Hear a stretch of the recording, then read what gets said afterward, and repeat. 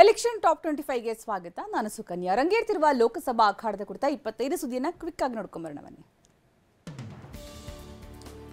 ಲೋಕಸಭೆ ಚುನಾವಣೆಗೆ ಇಂದು ಕಾಂಗ್ರೆಸ್ ಅಧಿಕೃತವಾಗಿ ಪ್ರಚಾರ ಆರಂಭಿಸಲಿದೆ. ಕೋಲಾರ ಜಿಲ್ಲೆಯ ಮುಳಬಾಗಿಲು ತಾಲೂಕಿನ ಕುರುಡುಮಲೆ ಗಣೇಶನಿಗೆ ಸಿಎಂ ಮತ್ತು ಡಿಸಿಎಂ ಪೂಜೆ ಸಲ್ಲಿಸುವ ಮೂಲಕ ಪ್ರಚಾರ ಆರಂಭವಾಗಲಿದೆ. ಮಧ್ಯಾಹ್ನ ಮುಳಬಾಗಿಲಲ್ಲಿ ಪ್ರಚಾರ ಸಭೆ ಹಾಗೂ ರೋಡ್ ಶೋ ನಡೆಯಲಿದೆ. ಬೆಂಗಳೂರಿನ HL ವಿಮಾನ ನಿಲ್ದಾಣದಿಂದ ಹೆಲಿಕಾಪ್ಟರ್ ಹತ್ತಿದ ಸಿಎಂ ಡಿಸಿಎಂ ಈಗ ತಾನೇ ಟಮಕವಳ್ಳಿರುವ RL ಜಾಲಪ್ಪ ಮೆಡಿಕಲ್ ಕಾಲೇಜು ಹೆಲಿಪ್ಯಾಡ್ನಲ್ಲಿ ಇಳಿದಿದ್ದಾರೆ. ರಸ್ತೆ ಮೂಲಕ ಕುರುಡುಮಲೆ ದೇವಸ್ಥಾನಕ್ಕೆ ಭೇಟಿ ಕೊಟ್ಟು ಪೂಜೆ ಸಲ್ಲಿಸಿ ಬಳಿಕ ಮುಳಬಾಗಿಲಿನಲ್ಲಿ ಪ್ರಚಾರ ಸಭೆ ನಡೆಸಲಿದ್ದಾರೆ. ನಾವು ಸತ್ಯದ ಮೇಲೆ ಪ್ರಚಾರ ಮಾಡ್ತೀವಿ, ಆದರೆ ಬಿಜೆಪಿ ಸುಳ್ಳಿನ ಮೇಲೆ ಪ್ರಚಾರ ಮಾಡ್ತಿದೆ ಅಂತ ಬೆಂಗಳೂರಲ್ಲಿ ಸಿಎಂ ಸಿದ್ದರಾಮಯ್ಯ ಹೇಳಿದ್ದಾರೆ. ಅಲ್ಲದೆ ಇವತ್ತು ಅಧಿಕೃತ ಪ್ರಚಾರ ಪ್ರಾರಂಭ ಮಾಡ್ತಿದ್ದೀವಿ, ಗಣೇಶನಿಗೆ ಪೂಜೆ ಮಾಡಿ ಮುಳಬಾಗಿಲಿಂದ ಪ್ರಚಾರ ಆರಂಭಿಸ್ತೀವಿ ಅಂತ ಸಿಎಂ ಹೇಳಿದರು. ಬೆಂಗಳೂರು ಗ್ರಾಮಾಂತರ ಗೆಲ್ಲೋದಕ್ಕೆ ಬಿಜೆಪಿ ಬೂತ್ ಮಟ್ಟದ ಸ್ಥಿತಿ ಅರಿಯೋದಕ್ಕೆ ಮುಂದಾಗಿದೆ. 15 ವೀಕ್ಷಕರಿಂದ ಪೇಜ್ ಪ್ರಮುಖರ ಜೊತೆಗೆ ನೇರ ಸಂಪರ್ಕ ಹೊಂದಿದ್ದು ರಿಯಲ್ ಟೈಮ್ ಡೇಟಾ ಮೂಲಕ ಕಾರ್ಯತಂತ್ರ ರೂಪಿಸಲಾಗುತ್ತದೆ. 100% ಪ್ರಯತ್ನ ಹಾಕೋದಕ್ಕೆ ಅಮಿತ್ ಶಾ ಸೂಚಿಸಿದ ಬೆನ್ನಲ್ಲೇ ಅಖಾಡಕ್ಕಿಳಿಯಲಾಗಿದೆ. ರಾಮನಗರಕ್ಕೆ ಡಿಕೆ ಕೊಡುಗೆ ಏನು ಎಂಬ HDK ಪ್ರಶ್ನೆಗೆ ಡಿಕೆ ಶಿವಕುಮಾರ್ ಪಂಥಾಹ್ವಾನ ಕೊಟ್ಟಿದ್ದಾರೆ. ನಾನು ಬಹಿರಂಗ ಚರ್ಚೆಗೆ ಸಿದ್ಧ ಅಂತ ಡಿಸಿಎಂ ಡಿಕೆ ಶಿವಕುಮಾರ್ ಹೇಳಿದ್ದಾರೆ. ಎಲ್ಲಿ ಬೇಕಾದರೂ ಫಿಕ್ಸ್ ಮಾಡಿ ನಾನು ಚರ್ಚೆಗೆ ಸಿದ್ಧನಿರುವೆ ಅಂತ ಚರ್ಚೆಗೆ ಆಹ್ವಾನಿಸಿದ್ದಾರೆ. ಬಿಜೆಪಿಯಲ್ಲಿ ಬೆಂಗಳೂರು ಗ್ರಾಮಾಂತರ ಉಸ್ತುವಾರಿಯಾಗಿದ್ದ ಅಶೋಕನ್ನ ಬದಲಿಸಿ ಅಶ್ವಥ್ ನಾರಾಯಣ್ಗೆ ಜವಾಬ್ದಾರಿ ನೀಡಲಾಗಿದೆ. ಕನಕಪುರದಲ್ಲಿ ಠೇವಣಿ ಕಳೆದುಕೊಂಡಿರುವ ಅಶೋಕ್ಗೆ ಉಸ್ತುವಾರಿ ನೀಡಿದರೆ ನಕಾರಾತ್ಮಕ ಸಂದೇಶ ಹೋಗುತ್ತೆ. ಹೀಗಾಗಿ ಅಶ್ವಥ್ ನಾರಾಯಣ್ ಉಸ್ತುವಾರಿ ಕೊಡೋದಕ್ಕೆ ಒತ್ತಾಯ ಕೇಳಿಬಂದಿತು. ಮಂಡ್ಯ ಗೆಲ್ಲೋದಕ್ಕೆ ದಳಪತಿಗಳ ಕಸರತ್ತು ಜೋರಾಗಿದ್ದು ಇಂದು ಮಂಡ್ಯ ಬಿಜೆಪಿ ಮತ್ತು ಜೆಡಿಎಸ್ ಮುಖಂಡರ ಜೊತೆಗೆ ಕುಮಾರಸ್ವಾಮಿ ಸಭೆ ನಡೆಸಲಿದ್ದಾರೆ. ಸಭೆಯಲ್ಲಿ ಮಂಡ್ಯ ಜೆಡಿಎಸ್ ಮಾಜಿ ಹಾಲಿ ಶಾಸಕರು ಭಾಗಿಯಾಗಲಿದ್ದು ಪ್ರಚಾರ ಮತ್ತು ಸಮಾವೇಶ ಕುರಿತು ಸಮಾಲೋಚನೆ ನಡೆಯಲಿದೆ. 2 ಸಮಾವೇಶಕ್ಕೆ ಪ್ಲಾನ್ ಮಾಡಲಾಗಿದೆ. ಮಂಡ್ಯ ಚುನಾವಣಾ ಅಖಾಡ ರಂಗೇರಿದೆ. ಮುನಿಸು ಮರೆತು HDK ಹಾಗೂ H ವಿಶ್ವನಾಥ್ ಒಂದಾಗ್ತಿದ್ದಾರೆ. ಇಂದು KR ನಗರಕ್ಕೆ ಮಾಜಿ ಸಿಎಂ ಕುಮಾರಸ್ವಾಮಿ ಭೇಟಿ ನೀಡಲಿದ್ದಾರೆ.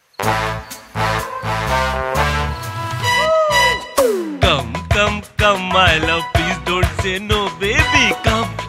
Come my love. V-Guard ನ air coolers extra large cooling pad ನೊಂದಿಗೆ ಇದು ಎಂತೆಂಥವರನ್ನು ಕೂಲ್ ಆಗಿಸುತ್ತೆ. V-Guard air coolers, long lasting cooling. ಮಧ್ಯಾಹ್ನ 12 ಗಂಟೆಗೆ H ವಿಶ್ವನಾಥ್ ನಿವಾಸಕ್ಕೆ ಕುಮಾರಸ್ವಾಮಿ ಭೇಟಿ ನೀಡಲಿದ್ದಾರೆ. H ವಿಶ್ವನಾಥ್ ನಿವಾಸದಲ್ಲಿ ಔತಣಕೂಟ ಆಯೋಜಿಸಲಾಗಿದೆ. ಶಿವಮೊಗ್ಗದ ಪಕ್ಷೇತರ ಅಭ್ಯರ್ಥಿ ಈಶ್ವರಪ್ಪ ಮೋದಿ ಭಾವಚಿತ್ರ ಬಳಸಿಕೊಳ್ಳುವುದಕ್ಕೆ ಕೋರ್ಟ್ ಮೊರೆ ಹೋಗಿದ್ದಾರೆ. ಶಿವಮೊಗ್ಗ ಕೋರ್ಟ್ನಲ್ಲಿ ಕೇವಿಯಟ್ ಸಲ್ಲಿಸಿದ ಈಶ್ವರಪ್ಪ ಎಚ್ಚರಿಕೆಯ ಹೆಜ್ಜೆ ಇಟ್ಟಿದ್ದಾರೆ. ಇತ್ತೀಚೆಗೆ ರಾಘವೇಂದ್ರ ಮೋದಿ ಫೋಟೋ ಬಳಕೆಗೆ ಈಶ್ವರಪ್ಪ ವಿರುದ್ಧ ವ್ಯಂಗ್ಯವಾಡಿದ್ರು. ಈಗ ಕೋರ್ಟ್ ಮೊರೆ ಹೋಗಲಾಗಿದೆ. ಲೋಕಸಭಾ ಚುನಾವಣೆ ಸಮೀಪಿಸ್ತಾ ಇದ್ದಂತೆ ನಕಲಿ ಫೇಸ್ಬುಕ್ ಪೇಜ್ಗಳ ಹಾವಳಿ ಹೆಚ್ಚಾಗಿದೆ. ಸಿಎಂ ಪುತ್ರ ಯತೀಂದ್ರ ಅಭಿಮಾನಿಗಳ ಬಳಗ ಹೆಸರಲ್ಲಿ ಫೇಸ್ಬುಕ್ ಪೇಜ್ ತೆರೆದು ಕಾಂಗ್ರೆಸ್ ಹಾಗೂ ನಾಯಕರ ಬಗ್ಗೆ ಅವಹೇಳನಕಾರಿ ಪೋಸ್ಟ್ ಹಾಕಲಾಗಿದೆ. ಜಾಲಹಳ್ಳಿ ಠಾಣೆಯಲ್ಲಿ FIR ದಾಖಲಿಸಲಾಗಿದೆ. ಕೇಂದ್ರ ಸರ್ಕಾರದ ವಿರುದ್ಧ ಅನುದಾನ ತಾರತಮ್ಯದ ಆರೋಪ ವಿಚಾರವಾಗಿ ಇಂದು ಕೇಂದ್ರ ಹಣಕಾಸು ಸಚಿವೆ ನಿರ್ಮಲಾ ಸುದ್ದಿಗೋಷ್ಠಿ ನಡೆಸಲಿದ್ದಾರೆ. ಬೆಂಗಳೂರಲ್ಲಿ ಮಧ್ಯಾಹ್ನ 3ಕ್ಕೆ ನಿರ್ಮಲಾ ದಾಖಲೆ ರಿಲೀಸ್ ಮಾಡಿ ಉತ್ತರ ಕೊಡೋದಕ್ಕೆ ಮುಂದಾಗಿದ್ದಾರೆ. ಈ ಮೂಲಕ ಪಂಥಾಹ್ವಾನ ನೀಡಿದ್ದ ಕಾಂಗ್ರೆಸ್ಗೆ ಟಕ್ಕರ್ ಕೊಡಲಿದ್ದಾರೆ. ಹಾಸನ ಬಿಜೆಪಿ ಜೆಡಿಎಸ್ ಮೈತ್ರಿಯಲ್ಲಿ ಅಸಮಾಧಾನದ ಬೆಂಕಿ ಇನ್ನೂ ಕೂಡ ಆರಿಲ್ಲ. ಪ್ರೀತಂ ಗೌಡ ಪ್ರಚಾರದಿಂದ ದೂರ ಉಳಿದಿದ್ದಾರೆ. ಬಿಜೆಪಿ ರಾಜ್ಯಾಧ್ಯಕ್ಷ BY ವಿಜೇಂದ್ರ ಬಂದು ಹೋದರೂ ಪ್ರೀತಂ ಮುನಿಸು ತಣ್ಣಗಾಗಿಲ್ಲ. NDA ಅಭ್ಯರ್ಥಿ ಪ್ರಜ್ವಲ್ ನಾಮಪತ್ರ ಸಲ್ಲಿಕೆ ವೇಳೆ ಪ್ರೀತಂ ಗೌಡ ಗೈರಾಗಿದ್ರು. ಹೀಗಾಗಿ ಹಾಸನದಲ್ಲಿ ಬಿಜೆಪಿಯಲ್ಲಿನ ಮುನಿಸು ಜೆಡಿಎಸ್ಗೆ ಬಿಸಿ ತುಪ್ಪವಾಗಿದೆ.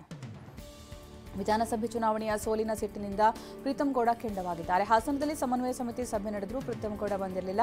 ಚುನಾವಣೆ ಸಮೀಪಿಸ್ತಾ ಇದ್ದರೂ ಜೆಡಿಎಸ್ ನಾಯಕರ ಜೊತೆ ವೇದಿಕೆ ಹಂಚಿಕೊಳ್ಳದೆ ದೂರ ಉಳಿದಿದ್ದಾರೆ. ಪ್ರೀತಂ ಗೌಡ ಮನವೊಲಿಸೋದಕ್ಕೆ ದಳಪತಿಗಳು ಸರ್ಕಸ್ ನಡೆಸ್ತಾ ಇದ್ದಾರೆ. ಪ್ರೀತಂ ನಡೆ ತೀವ್ರ ಕುತೂಹಲ ಮೂಡಿಸಿದೆ. ಲೋಕಸಭೆಯ ಟಿಕೆಟ್ ಮಿಸ್ ಆಗಿರೋದಕ್ಕೆ ವೀಣಾ ಕಾಶ್ಯಪ್ನವರು ಅಸಮಾಧಾನಗೊಂಡಿದ್ದಾರೆ. ಇಂದು ವೀಣಾ ಕಾಶ್ಯಪ್ನವರು ಬೆಂಬಲಿಗರು ಹಿತೈಷಿಗಳ ಜೊತೆಗೆ ಸಭೆ ನಡೆಸಲಿದ್ದಾರೆ. ಮಧ್ಯಾಹ್ನ 3 ಗಂಟೆಗೆ ಬಾಗಲಕೋಟೆಯಲ್ಲಿ ಸಭೆ ಕರೆದಿದ್ದು ವೀಣಾ ನಡೆ ತೀವ್ರ ಕುತೂಹಲ ಮೂಡಿಸಿದೆ. ಲೋಕಸಭೆ ಚುನಾವಣೆ ಹೊತ್ತಲೇ ದಿಂಗಾಲೇಶ್ವರ ಸ್ವಾಮೀಜಿ ನಡೆ ಕುತೂಹಲ ಮೂಡಿಸಿದೆ. ಶಿರಹಟ್ಟಿಯಿಂದ ಇಂದು ಬೆಂಗಳೂರಿಗೆ ದಿಂಗಾಲೇಶ್ವರ ಶ್ರೀ ತೆರಳಲಿದ್ದಾರೆ. ನಾಳೆ ಅಥವಾ ನಾಡಿದ್ದು ಬೆಂಗಳೂರಲ್ಲಿ ಸ್ವಾಮೀಜಿಗಳು ಸುದ್ದಿಗೋಷ್ಠಿ ನಡೆಸಿದ್ದಾರೆ. ಮಠಾಧಿಪತಿಗಳು ಬುದ್ಧಿಜೀವಿಗಳನ್ನು ಭೇಟಿ ಮಾಡಲಿದ್ದು ತೀವ್ರ ಕುತೂಹಲ ಮೂಡಿಸಿದೆ.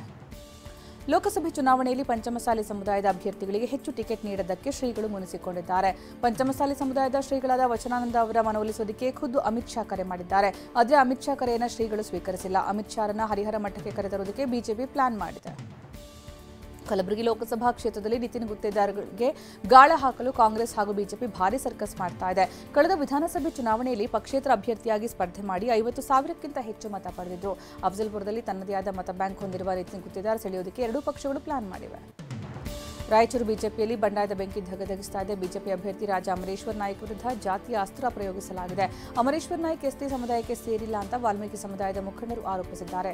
ಶಾಲೆಯ ದಾಖಲಾತಿಯಲ್ಲಿ ಹಿಂದೂ ಕ್ಷತ್ರಿಯ ಹಿಂದೂ ವಾಲ್ಮೀಕಿ ಅಂತ ಉಲ್ಲೇಖಿಸಿರುವ ದಾಖಲೆ ಬಿಡುಗಡೆ ಮಾಡಲಾಗಿದೆ. ತುಮಕೂರು ಲೋಕಸಭೆ ಟಿಕೆಟ್ ಮಿಸ್ ಆಗಿದ್ದಕ್ಕೆ ಮಾಜಿ ಸಚಿವ ಮಾಧುಸ್ವಾಮಿ ಮುನಿಸಿಕೊಂಡಿದ್ದಾರೆ. ಬಿಜೆಪಿ ಅಭ್ಯರ್ಥಿ ವಿ ಸೋಮಣ್ಣ ಪರ ಮಾಧುಸ್ವಾಮಿ ಪ್ರಚಾರ ಕಣದಿಂದ ದೂರ ಉಳಿದಿದ್ದಾರೆ. ಗುಬ್ಬಿ, ಚಿಕ್ಕನಾಯಕನಹಳ್ಳಿ, ತುರುವೇಕೆರೆ, ತಿಪಟೂರು ಕ್ಷೇತ್ರದಲ್ಲಿ ನೊಳಂಬ ಲಿಂಗಾಯತ ಸಮುದಾಯ ಹೆಚ್ಚಿದೆ. ಮಾಧುಸ್ವಾಮಿ ಅಸಮಾಧಾನ ಸೋಮಣ್ಣಗೆ ಟೆನ್ಷನ್ ತಂದಿಟ್ಟಿದೆ.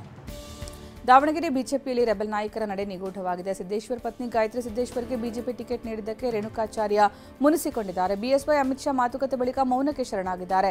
ಇಂದು ಬಿಜೆಪಿ ಜೆಡಿಎಸ್ ಸಮನ್ವಯ ಸಮಿತಿ ಸಭೆ ನಡೆಯಲಿದ್ದು ರೆಬೆಲ್ ನಾಯಕರೆಲ್ಲರೂ ಭಾಗಿಯಾಗ್ತಾರಾ ಅನ್ನೋ ಕುತೂಹಲ ಮೂಡಿದೆ.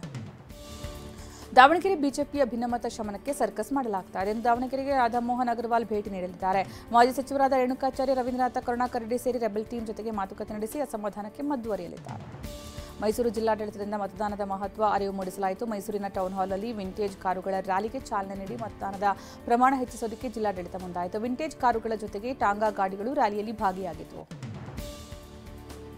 ಇಂದು ಬಿಜೆಪಿ 44ನೇ ವರ್ಷದ ಸಂಸ್ಥಾಪನಾ ದಿನಾಚರಣೆಯ ಹಿನ್ನೆಲೆಯಲ್ಲಿ ಬೆಂಗಳೂರಿನ ಬಿಜೆಪಿ ರಾಜ್ಯ ಕಚೇರಿಯಲ್ಲಿ ಬಿಜೆಪಿ ಧ್ವಜಾರೋಹಣ ನೆರವೇರಿಸಲಾಯಿತು. ಅತ್ತ ದೆಹಲಿಯಲ್ಲಿ ಜೆಪಿ ನಡ್ಡಾ ಪಕ್ಷದ ಧ್ವಜಾರೋಹಣ ನೆರವೇರಿಸಿದರು. ಅಲ್ಲದೆ ಇಂದು ಕಾರ್ಯಕರ್ತರನ್ನು ಉದ್ದೇಶಿಸಿ ಪ್ರಧಾನಿ ಮೋದಿ ಭಾಷಣ ಮಾಡಲಿದ್ದಾರೆ. ಲೋಕಸಭೆ ಚುನಾವಣೆ ಗೆಲ್ಲೋದಕ್ಕೆ ಪ್ರಧಾನಿ ನರೇಂದ್ರ ಮೋದಿ ರಣಕಹಳೆ ಊದಿದ್ದಾರೆ. ಉತ್ತರ ಪ್ರದೇಶದ ಸಹರಾನ್ಪುರದಲ್ಲಿ ಚುನಾವಣಾ ರ್ಯಾಲಿ ಉದ್ದೇಶಿಸಿ ಮೋದಿ ಮಾತನಾಡಲಿದ್ದಾರೆ. ಗಾಜಿಯಾಬಾದ್ನಲ್ಲಿ ರೋಡ್ ಶೋ ನಡೆಸಲಿದ್ದಾರೆ. ಅಲ್ಲದೆ ರಾಜಸ್ಥಾನದ ಅಜ್ಮೇರ್ನಲ್ಲೂ ಪ್ರಧಾನಿ ಮೋದಿ ಚುನಾವಣಾ ಪ್ರಚಾರ ನಡೆಸಲಿದ್ದಾರೆ. ಹೈ ವೋಲ್ಟೇಜ್ ಲೋಕಕದನದಲ್ಲಿ ಜಯಗಳಿಸುವುದಕ್ಕೆ ಕಾಂಗ್ರೆಸ್ ಕೂಡ ರಣತಂತ್ರ ರೂಪಿಸ್ತಾ ಇದೆ. ಕಾಂಗ್ರೆಸ್ ಅಧ್ಯಕ್ಷ ಖರ್ಗೆ, ಸೋನಿಯಾ ಗಾಂಧಿ ಹಾಗೂ ಕಾಂಗ್ರೆಸ್ ನಾಯಕರು ರಾಜಸ್ಥಾನದ ಜೈಪುರದಲ್ಲಿ ಚುನಾವಣಾ ರ್ಯಾಲಿ ನಡೆಸಲಿದ್ದಾರೆ. ಚುನಾವಣಾ ಪ್ರಣಾಳಿಕೆಯನ್ನು ಬಿಡುಗಡೆ ಮಾಡುವ ಮೂಲಕ ಗ್ಯಾರಂಟಿ ಅಸ್ತ್ರ ಪ್ರಯೋಗಿಸಲಿದ್ದಾರೆ.